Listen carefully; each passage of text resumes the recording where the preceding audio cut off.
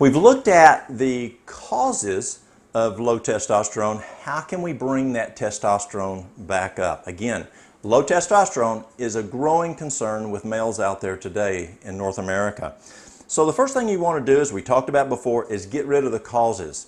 Now, what can we do, such as obesity, alcoholism, not getting enough sleep, medication, aggressive exercising? A number of things can cause the testosterone to drop, but what can we do to boost it on our own? The first item is take a look at the person's fuel. Fuel is so important for our body. What are we eating? And there's certain foods that have zinc. Zinc, a great source of zinc is, what do you think? Pumpkin seeds. So we see a lot of folks eating pumpkin seeds when it comes to increasing that zinc. Say a quarter of a cup a day. Vitamin A, vitamin C, and vitamin E. All those are important to help boost that testosterone. Another to increase the testosterone is exercise. And there's two ways to look at exercise. One of them is building the muscle, and that can be weightlifting, resistance training, and where you're doing it at least 2 to 3 times a week, and very, very important for building that testosterone. And when you do that, you want to do it in spurts, where you're using those weights, stop a few moments, don't wait long, use those weights again. A lot of times we think of exercise as just being aerobic exercise, and aerobic is so important, but we also need that strength training also to help the body to be stronger, and it also helps with testosterone. And another one is the high intensity intermittent training. And intermittent training came around it's been around there for many, many years. We started using it in cardiac care back in the late 90s, early 2000. And intermittent training is where you go fast, you go slow. You go fast, you go slow. And you actually use intermittent training when you weight lift. You go fast, then you stop. Fast and stop. When folks train for marathons, they'll sprint, they go slow. Sprint, they go slow. Well, that's intermittent training. High intensity intermittent training is where you're doing it really aggressive. Fast, slow, fast, slow. On your walking, on your cycling, on your rebounding, on your rowing, whatever you're using for exercise, use the high-intensity intermittent training. Another one is stress and anxiety management. What happens with stress and anxiety is it raises cortisol.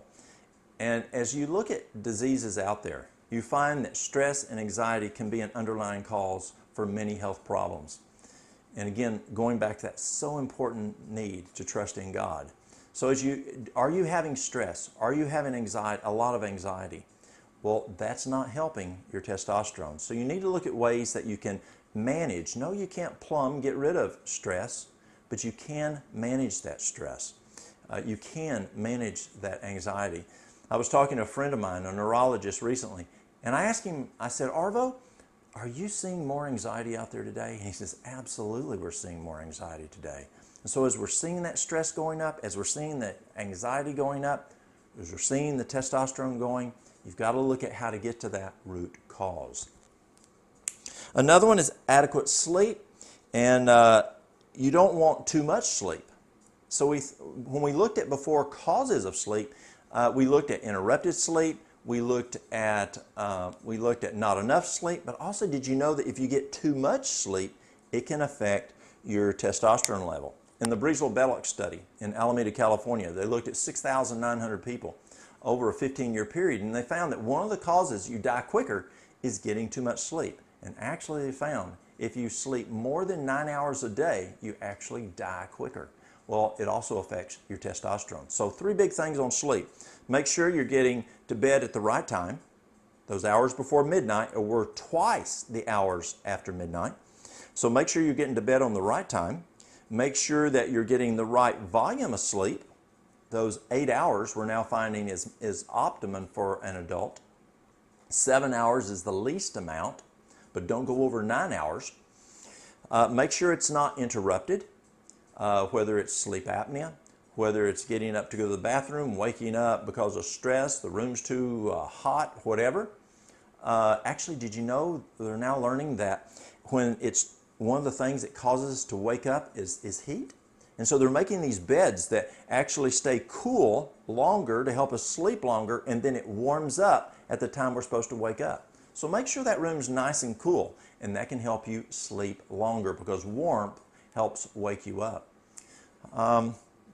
So sleep is very, very important for testosterone. Another one that's important for testosterone is vitamin D. This is not new. Did you know that the Greeks knew this many, many years ago? And they would march their soldiers out on the sand to help that sun go and bounce off the sand and come up onto their body, and that would actually increase their strength. That was thousands of years ago, but they understood the importance of sunshine and strength. What happened to deal with testosterone? And what happens as we build our vitamin D, that boosts there's a direct relation with your testosterone, just like there's a direct relationship with vitamin D and your immune system. So it's not just being out in the sunshine, which is the very most important. It's not just taking 5,000 IUs of vitamin D, as we talked earlier. It's also the importance of what is that blood level of vitamin D. You want that blood level up around 100, between 80 and 100 at least, to help that testosterone be where it needs to be. Another item which we're seeing more and more today is you want to minimize your exposure to estrogen-like chemicals. See, when your estrogen goes up, men, it lowers your testosterone. And so we need to make sure that estrogen level is where it belongs, because if it goes up, then it's going to drop the testosterone, just like when we get visceral fat, that increases the estradiol.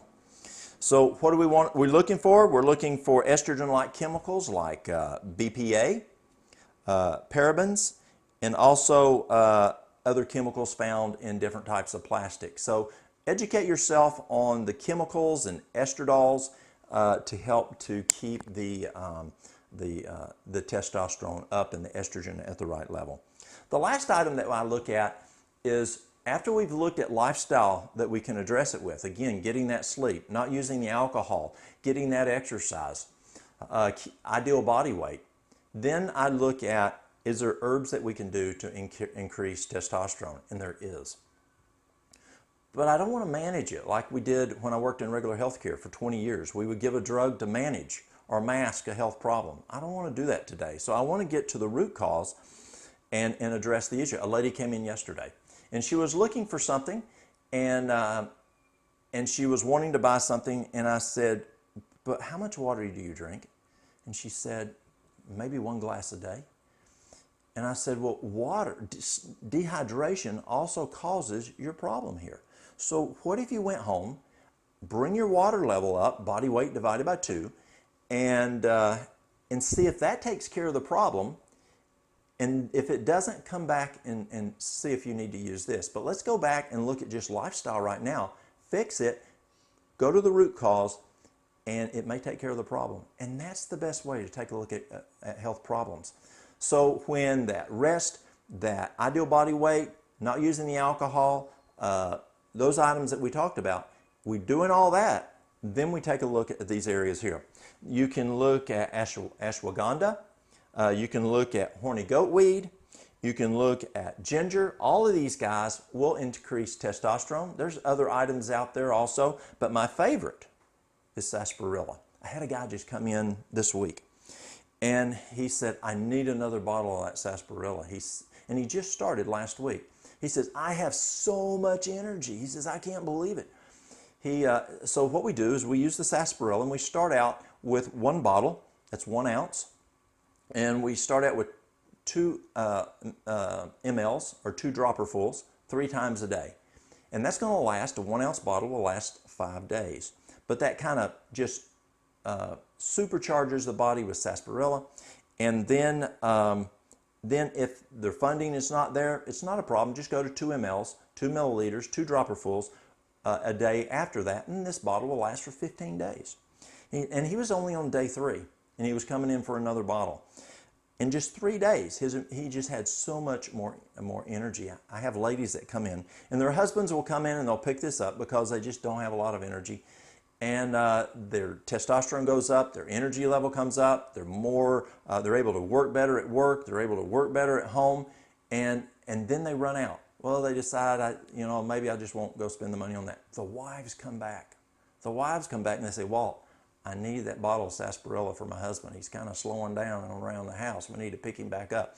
And she'll come in and pick this up and give that to her husband. Again, just 2 mLs a day.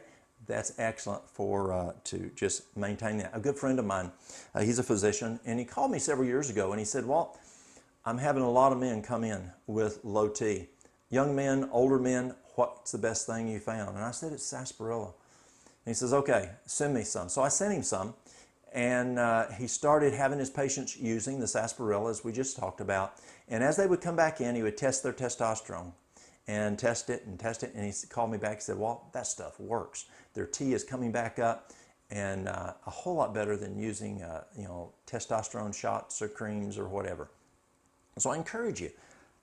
Number one, if you want to improve your testosterone, look at your lifestyle. Are you doing those things that cause it to go down?